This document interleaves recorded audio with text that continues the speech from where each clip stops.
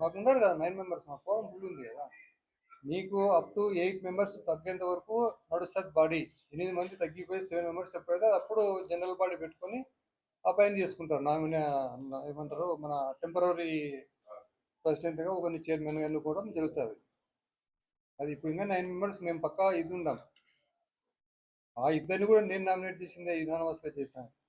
ఆమె ఇంకొక క్వశ్చన్ అడిగింది, మాకు 5 ఏళ్ల నుంచి ఎందుకని మీరు నోటీస్ ఇవ్వలేదు, మేము అప్పు నెట్టు అని చెప్పారు. అది తప్పండి. అది ఇప్పటికి మేము ఇప్పుడు ఒకటి, మీరు బియ్యం ఎమ్మెల్యేగా ఉన్నారు, మినిస్టర్గా ఉన్నారు, మీకు ఎంత అప్పు, మీరు మీ సమస్యలు ఏంది, మీ ఆస్తులు ఏంది మీకు తెలవా?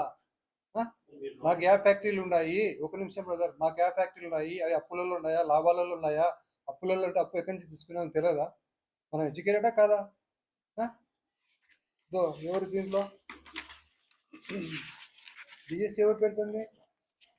జగత్ వికాస్ రెడ్డి గారు పెడుతూ మన గౌరవనీయ ఎమ్మెల్యే అఖిలప్రియ గారు పెడుతుంది.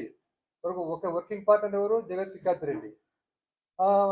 మేనేజింగ్ పార్ట్నర్ అఖిలప్రియ గారు. వీరు ఇద్దరుంటూ అప్పటికే ఎక్స్ మినిస్టర్గా ఉంటూ నీ అకౌంట్లో నీ ప్రాపర్టీస్ ఏమి, నీకు ఎన్ని డబ్బులు పడుతున్నాయి, ఎక్కడి నుంచి పడుతున్నాయో తెలుసుకోలేరా? అందులో ఇందులో ఏంటంటే బ్రదర్, దీంట్లో 20 లక్షలు ఆల్రెడీ డబ్బులు కట్టాలా మా సంస్థకు. పాలు సప్లై చేస్తామని చెప్పి వాళ్ళు డబ్బులు ఇవ్వడం జరిగింది వాళ్ళకి. ఆ పాలు సప్లై చేయకపోగా 40 లక్షలు అడ్వాన్స్ ఉంది అక్కడ ఆల్రెడీ. దానికి కాకుండా మళ్ళీ అదనంగా ₹1,00,00,000 ఇచ్చారు. అది మీకు ₹1,00,00,000 ట్రాన్స్ఫర్ అయింది కూడా వాళ్ళ డైరీకే.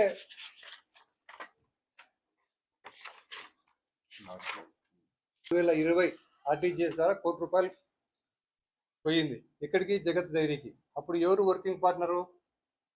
వికాస్ రెడ్డి గారు. ఎమ్మెల్యే గారు మేనేజింగ్ పార్ట్నరు. ఇంకా నాకు తెలియంటే ఇగ్నోరెన్స్ ఆఫ్ లా ఆల్సో ఇది అఫెన్స్. అచ్చా తెలుసుకోండి ఫస్ట్. మన తప్పు చెప్తా వస్తా బ్రదర్, అది కూడా వస్తాను, క్లారిఫై చేస్తా కదా. మీకు డౌట్ క్లియర్ అయింది కదా, మా నుంచి అమౌంట్ పోయిందా లేదా మీకు క్లియర్ అయింది. అకౌంట్ నెంబర్ కూడా ఉన్నాయి ఇక్కడ, కాంటాక్ట్ తీసుకోవచ్చు. ఐసిఐసి బ్యాంక్ అకౌంట్కు ₹1,00,00,000 ఇక్కడ నుంచి వెళ్ళేది. అప్పటికే 40 లక్షలు వాళ్ళు ఈ సంస్థకు అప్పు అన్నారు. అది ఎందుకు జరిగిందంటే చెప్తాను. దీనికి గత చైర్మన్ భూమా నారాయణ రెడ్డి గారు ఉన్నారు 26 సంవత్సరాలు. ఆయన టైంలో ఇది ఎన్పిఏ గానికి ఎందుకో వచ్చే ప్రాబ్లం వచ్చింది వాళ్ళకి. అప్పటికి మిల్క్ రావడం లేదు ఇక్కడికి, ఈ డైరీకి. అక్కడి నుంచి మిల్క్ రాకుండా 40 లక్షలు అప్పు ఉన్నా కూడా ₹1,00,00,000 ట్రాన్స్ఫర్ చేశారు. ఎందుకు చేశారు? ఆయన సొంతంగా పూచికత్తుగా రాశారు. ఏమని? నారాయణ రెడ్డి గారు ఎస్ఎస్ జగత్ డైరీ ఆళ్లగడ్డ వారు గతంలో పాలన కర్నూలు మిల్క్ యూనియన్ వారికి సరఫరా చేసేవారు. దీనికి సంబంధించిన 54,800 పెండింగ్ లో ఉన్నది. ప్రస్తుతం ₹1,00,00,000 అడ్వాన్స్ గా అడుగుతున్నారు. ఇప్పుడు అడ్వాన్స్ ఇవ్వడము పూర్తిగా నిబంధనలకు విరుద్ధము. అయినను అధ్యక్షుల వారు ₹1,00,00,000 అడ్వాన్స్ ఇవ్వవలసిందిగా ఆదేశించి ఉన్నారు. ఇది నిబంధనలకు విరుద్ధమని తెలుపగా సొంత హామీగా ఇవ్వవలనని తెలిపి ఉన్నారు. అయినను నిబంధనలకు విరుద్ధంగా ₹1,00,00,000 అడ్వాన్స్ గా ఇవ్వాలని ఆదేశించడం అనేది. చైర్మన్ గారు బోర్డు రెజల్యూషన్ లేకుండా మేము రెజల్యూషన్ పెట్టుకొని ఏదో తీసుకున్నాం నిర్ణయాలు. 25 అజెండా దీంట్లో పెట్టాం, 25 పాయింట్స్ అజెండాలో. అట్లాగా వీళ్ళు ఒక పాయింట్ కూడా పెట్టలేదు అజెండాలో. ఏమని ఇట్లా ఆల్రెడీ అప్పు ఉన్న వాళ్ళకి ఇస్తున్నామని చెప్పేసి నారాయణ రెడ్డి గారు పెట్టలేదు. అప్పుడు చైర్మన్ గా ఇప్పుడు ఇద్దరు డైరెక్టర్లు డిస్క్వాలిఫై అవుతున్నారే, సుబ్బారెడ్డి గారు, కోనవరం సుబ్బారెడ్డి గారు, సిరివెల్ల సుబ్బారెడ్డి గారు, వాళ్ళు కూడా డైరెక్టర్స్. వాళ్ళు కూడా సాక్ష్యం దానికి. ఆ రోజు జరిగిన దానికి రెజల్యూషన్ లేకుండా ఇచ్చారు ఈ ₹1,00,00,000 దానికి. అయినా ఇప్పుడు వాళ్ళు ఎందుకు మరి వాళ్ళు గోడ దూకినారో ఏమో ధోని తేలాలా మాకు తెలియదు. దానికోసమే వాళ్ళ మీద యాక్షన్ తీసుకోవడం జరిగింది. వీళ్ళకు సపోర్ట్ చేయకూడదు. వీళ్ళు ఈ జగత్ వికాస్ రెడ్డి గారితో మొన్న ఈ ఇద్దరు వచ్చారు. ఎవరు? ఇప్పుడు డైరెక్టర్లు, సోకాల్ డైరెక్టర్లు వచ్చేసి మద్దతుకు వచ్చారు. ఎవరికి మద్దతుకు వచ్చారు? మాకు అప్పు ఉండారా? జగత్ వికాస్ రెడ్డి గారు మీ ప్రకారం చెప్పండి బ్రదర్. ఈ అకౌంట్ ఎవరు చెప్పండి? జగత్ వికాస్ డైరీ వాళ్ళదా కాదా? దాంట్లో ఎవరు పార్ట్నర్స్? ఎవరు? వాళ్ళే కదా. వాళ్ళు డిఫాల్టర్సా కాదా? ఆ డిఫాల్టర్స్ వాళ్ళంట వీళ్ళు వచ్చారు. ఇప్పుడు వచ్చింది కాక కోర్టులో కేసు వేశారు. ఏమని? ఇప్పుడు డిస్క్వాలిఫై అయిపోయింది జగత్ వికాస్ రెడ్డి, డిస్క్వాలిఫై అయిపోయినాడు. సొసైటీ మేము డిజాల్వ్ చేసాం. ఏమని? నువ్వు డిఫాల్టర్ అని సొసైటీ రద్దు చేసాం. నువ్వు ఇట్లా అప్పు పన్నావు, మోసం చేసావు. సొసైటీగా ప్రెసిడెంట్గా ఉండేవాడు ప్రైవేట్ డైరీ ఓనర్గా ఉండకూడదు. ఆయన అక్కడ దీంట్లో వర్కింగ్ పార్ట్నర్గా ఉంటూ ప్రైవేట్ డైరీలో ఇక్కడ సొసైటీ మెంబరు ప్లస్ సొసైటీ డైరెక్టర్గా, ప్రెసిడెంట్గా ఉన్నాడు. 2 వైలేషన్, పూర్తి విరుద్ధం, చట్ట విరుద్ధము. అట్లు ఉంటూ నువ్వు చేసి డిఫాల్ట్ అయిన వ్యక్తులను ఎంట పెట్టుకొని వచ్చినారు ఇద్దరు డైరెక్టర్లు. అందుకు వాళ్ళను డిస్క్వాలిఫై చేయాల్సి వచ్చింది మేము ఇప్పుడు ఇద్దరిని కూడా. అంటే డిస్క్వాలిఫై ఇంకా చేయలేదు, వాళ్ళని చెయ్యాలనే దాని మీద మేము ఇప్పుడు చర్చించుకున్నాము. అది అజెండాలో పెట్టినాము. అది అజెండాలో ఏం పెట్టినామని నేను చెప్పాను. తర్వాత మేము వాళ్ళకి నోటీస్ పోయినప్పుడు తెలుస్తుంది. ఇక్కడ జగద్వికాస్ రెడ్డి గారు కోర్టుకు పోరండి. మా మా సొసైటీ డైరెక్టర్లు పోయినారు. మా జిల్లా డైరెక్టర్లు కోర్టుకు వెళ్తారు. ఏమని మాకు రెజల్యూషన్ ఇవ్వకుండా బోర్డులో అజెండా పెట్టారు. ఏం అజెండా? నన్ను అది సొసైటీ డిస్క్వాలిఫికేషన్ పెట్టారు. ఆ డిస్క్వాలిఫికేషన్ ఎందుకు పెట్టారు? ఆయన సంస్థగా అప్పు పన్నాడు కాబట్టి పెట్టినారు. అంటే మీరు డిఫాల్టర్ అయిన జగత్ వికాస్ రెడ్డి సపోర్ట్ చేస్తూ దాని మీద హైకోర్టు పోయారు. హైకోర్టుకు ఒకరు కాదు, ముగ్గురు పోయారు ఒకటేసారి. వాళ్ళు హైకోర్టుకు పోయినందుకు మేము కూడా కోర్టుకు పోయి లాయర్స్ని పెట్టుకోవాలి కదా. మేము కూడా ఎంత డబ్బులు ఖర్చు అవుతాయి చెప్పండి సంస్థకు. ఒక దిక్కు మీరు 1,30,00,000 మీరు డ్యూ ఉండేది కాక మళ్ళా మా డైరెక్టర్లతోనే వాద్యం వేయించారు. మీరు డైరెక్టర్లుగా ఉంటూ, జిల్లా డైరెక్టర్లుగా ఉంటూ ఎట్లా మీరు జిల్లా యూనియన్ మీద కోర్టులో కేసు వేసినారు అని జడ్జిగా పక్కన పడేసాడు. ఫస్ట్ కేసు తీసుకోవాలి, టేకప్ చేయలే.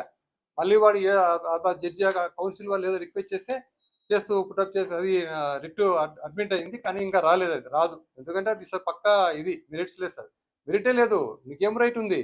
పోతే వికాస్ రెడ్డి పోవాలా ఏమని హైకోర్టుకు, అయ్యా నాది డిస్క్వాలిఫై చేశారు, నాకు న్యాయం చేయండి అని. ఆయన ఓడు వీళ్ళెవరు పోనీకి ముగ్గురు డైరెక్టర్ దాని మీద ఆ రెజల్యూషన్ ఆ తీర్మానాన్ని రద్దు చేయమని. అందుకు ఈరోజు వాళ్ళ ముగ్గురిని కూడా మేము ఏం చేయాలని చెప్పి తీర్మానం చేసుకున్నాము. తీర్మానం ఆ నోటీస్ ద్వారా వాళ్ళకి పోతారు. ఇప్పుడు మేము చెప్పాము అది ఏం తీర్మానం అయింది చెప్పాను.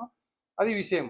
ఇప్పుడు ఈ రోజు ఆమె అడుగుతుంది నాకు 8 సంవత్సరాల నుంచి ఏం చేశారంటే, ఇది చూశారు కదా వాళ్ళ అబ్బగారు నారాయణ రెడ్డి గారు ఇచ్చారు సంస్థలతో సంతకం పెట్టి మీరు ఇచ్చేయండి అని. చైర్మన్ నాలెడ్జ్ లేకుండా ₹1,00,00,000 ఈజీగా ట్రాన్స్ఫర్ కాదు. ఎవరు పెట్టరు. నాకు తెలిసి నేను ఇంతవరకు ఒక దాన్ని కూడా రికమెండ్ చేయలే. యాజ్ ఏ చైర్మన్గా అది ఎండి గారి డ్యూటీ. ఎండి ట్రాన్స్ఫర్ చేయాలి ఏదైనా సరే, అమౌంట్స్ కానీ ఇంకో ట్రాన్సాక్షన్ కానీ ఎండి. అది ఓన్లీ పాలకవర్గం విద్య చేస్తుంటాం, మేము చూస్తుంటాం అంతే. మిగతావన్నీ కూడా వాళ్ళకే సంబంధం. నేను చైర్మన్ అయినాక ఫస్ట్ నోటీస్ ఇప్పించాం.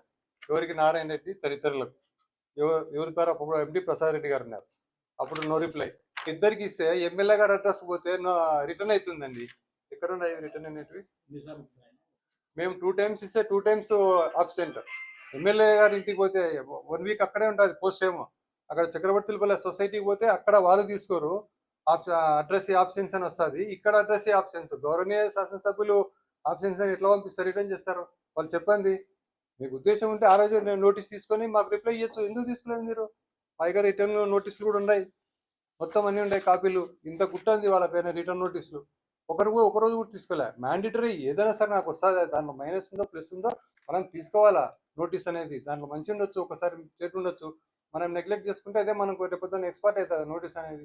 అది కూడా వాళ్ళు కనీసం చూసుకోకుండా రిటర్న్ చేసి ఇప్పుడు వచ్చి మీకు ఇప్పుడే నిద్ర లేసిందా, ఇప్పుడే తెల్లవారిందంటే ఏం చెప్పాలి సార్? నేను వచ్చినాక 2 times ఇచ్చాను, మళ్ళీ ఇప్పుడు 2 times ఇచ్చాము ఇద్దరికి. No reply. అందుకే మేము రెజల్యూషన్ తీసుకొని పెట్టేసాము. అందుకే అప్పుడు వాళ్ళు రాలేదు. ఇప్పుడైతే ఎవరైతే మేము యాక్షన్ తీసుకోవాలనుకుంటున్నామో ఆ డైరెక్టర్లు ఆబ్సెంట్ వాళ్ళు ఆ రోజు. అప్పుడు ఆబ్సెంటే, ఇప్పుడు వచ్చి కూడా ఆబ్సెంటే వెళ్ళిపోయినారు సంతకం పెట్టకుండా. మేము ఇంకా చేయలేదండి. చర్యలు ఏం తీసుకోవాలని రోజు డిస్కషన్ నడిచింది ఆ బోర్డులో. రెజల్యూషన్ ఏం రాయాలనేది. తర్వాత రెజల్యూషన్ సొసైటీలో రద్దు అవుతాయండి. ఇల్లు కాదు, సొసైటీలో రద్దు అయితే. సొసైటీ రద్దు అయినాక ఇంకోటి బ్రదర్, వీళ్ళు ఇంకొక ప్రాపగండా తీసుకుపోతున్నారు. సొసైటీ రద్దు అయితే రైతులు రోడ్డు మీద పడతారా అని. పొరపాటు. మాకు వచ్చేటివి 130 సొసైటీల నుంచే 500 సెంటర్ల నుంచి పాలు వస్తున్నాయి. 500 సెంటర్లకు కూడా మేము బోనస్ ఇస్తున్నాము. ఏం ఇస్తున్నారు అందరికి సెంటర్లకు? ప్రతిదీ సొసైటీ రైతుకి ఏం బెనిఫిట్స్ వస్తాయో అదే బెనిఫిట్స్ సెంటర్ రైతుకు కూడా పోతుంది. మేము జగత్ వికాస్ రెడ్డి సొసైటీ క్లోజ్ చేసాం కదా, డిజాల్వ్ చేసాం. అడుగుపోండి, రైతులకు అన్ని పేమెంట్లు పడుతుంటాయి, అన్ని బోనస్లు పోతాయి వాళ్ళకి, టైంకి అన్ని ఏమొస్తాయి అంతా సేమ్ ఈక్వల్. మాకు రైతుల పట్ల ఏం వివక్ష ఉండదు. ఇట్లా ఎవరన్నా డిఫాల్ట్ అయిన వాళ్ళకే వివక్ష, కానీ అంత ఏముండదు. ప్రసక్తే లేదు. ఇప్పుడు సెంటర్ నుంచే మాకు పాలు ఎక్కువ వచ్చేది. ఉండేది 120 సొసైటీలే. 120 సొసైటీలు చాలా తక్కువ వస్తాయి పాలు మనకి. రైతుల నుంచి వచ్చే తక్కువ ప్రొక్యూర్మెంట్ అంతా సెంటర్ నుంచే. ఒక ఊళ్ళో సెంటర్ ఉంటుంది, సొసైటీ ఉంటుంది. సొసైటీకి ఏమి ఇస్తామో సెంటర్ రైతులు కూడా అదే బెనిఫిట్స్ ఇస్తాం. నా 4 ఏళ్లలో 45 కోట్ల ఆదాయం తీసుకున్నాం డైరీలో. 15 కోట్లు పక్కా రైతులకు ఇచ్చాం బోనస్గా. ఎప్పుడు ఒక పైసా ఇయ్యింది. 30 కోట్లు మిషనరీకి వచ్చాము. ఎవరైనా రావచ్చు, ఏ ఆడిట్ ఏం చేయొచ్చు. కూర్చోండి చూపిస్తాం మీకు. ఏమి ఇక్కడ దాపరికాలు లేవు. ఇదే అడుగుతున్నా నేను. 2014 నుంచి 2021 వరకు డబ్బులు ఎందుకు లాస్ వచ్చింది? 1,00,000 లీటర్లు పోయే పాలు సేల్స్, 1,00,000 లీటర్లు ప్రొక్యూర్మెంట్ 70,000 వచ్చింది ప్రొక్యూర్మెంట్. కానీ ఇది కానీ 30% పడిపోయిందండి. ఎందుకు పడిపోయింది? మీ గుండెల మీద దేవుని ముందర ప్రమాణం చేసి చెప్పండి. ఎందుకు ఆలగడ్డలో డైరీ ద్వారా పడిపోయింది? అక్కడ డైరీ పెట్టడం, ఈ పాలు అక్కడికే, ఈ మొత్తం ఈ యొక్క ఏమంటాము ప్రొక్యూర్మెంట్ అక్కడికే, ఆ నుంచి ఇక్కడికి వస్తాయి. 70 కోట్లు లాస్ అండి. రాండి, ఏ ఆడిటర్ పిలిపిస్తారో, ఏ ఆడిటింగ్ పెట్టిస్తారో పెట్టండి, నేను కూర్చుంటాను. వాళ్ళ క్వశ్చన్కు నేను ఆన్సర్ ఇస్తాను, నా క్వశ్చన్లకు వాళ్ళ ఆన్సర్ ఇవ్వమనండి. 2014 నుంచి 20 వరకు 70 కోట్లు ఎవరు తిన్నారు? ఎట్లా పోయింది? ఈ 4 నెలల్లో 45 కోట్లు ఎట్లా ఆదాయం వచ్చింది చెప్పండి. నాకు అదొక్కటి ఆన్సర్. నా ఆన్సర్కు క్వశ్చన్ మీరు ఇవ్వండి. మీ క్వశ్చన్లకు నేను కాదు ఆన్సర్ ఇచ్చేది. ఇది ఆలకట్ట కాదు. అందరినీ ఊరికి ఇది చేసుకొని కానీకి పెట్టుకున్నాం. ఈరోజు ఏమైనా తీర్మానం రాయాలి. ఇంకంతా అభిప్రాయం చెప్పినారు, అందరు అభిప్రాయాలు చెప్పారు. దాన్ని ముందుకు తీసుకుపోవాలన్నా, వాళ్ళు ఏదైనా ఎక్స్ప్లెనేషన్ అడిగితే మళ్ళీ ఏమైనా వాళ్ళు ఏదైనా ఎక్స్క్యూజ్ చేయమంటే వాళ్ళ అసలు వాళ్ళకి అడిగే ముఖం కూడా లేదు వాళ్ళకి. ఎందుకంటే నేను అంత విధంగా హెల్ప్ చేసినాను. వాళ్ళు యాక్చువల్గా 2 డైరెక్టర్లు పిల్లలు దీనిలో జాబ్ చేస్తున్నారు. వాస్తవం చేయకూడదు, డిస్క్వాలిఫై చేయొచ్చు. నేను అనుకుంటే నిమిషంలో చేయొచ్చు. అట్లా కడుపు కొట్టకూడదని ఊరుకున్నాను నేను. ఒక్కొక్క డైరెక్టర్కి 2 పిల్లలు జాబ్ చేస్తున్నారు. ఆ సుబ్రాయుడు కొడుకు ఇద్దరికి 4 పిల్లలు జాబ్ చేస్తున్నారు ఇక్కడ. వాళ్ళకి వచ్చేసరికి కరెక్ట్గా ఉంటారు, మా వచ్చేసరికి అన్ని ఫాల్ట్ అవుతుంది.